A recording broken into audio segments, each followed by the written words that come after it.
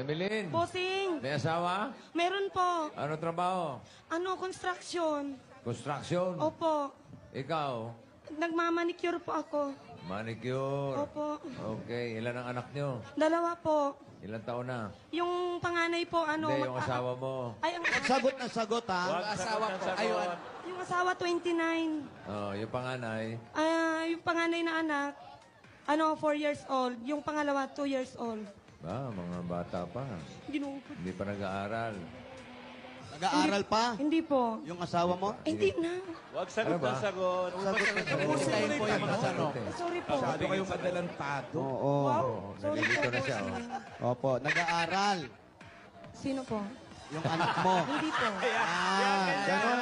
Maliwanag, ayos yung... So ngayon, hindi pa nag-aaral yung mga bata. Anong ginagawa Sa bahay lang. ng asawa mo? Ay, yung asawa, hindi nagtatrabaho.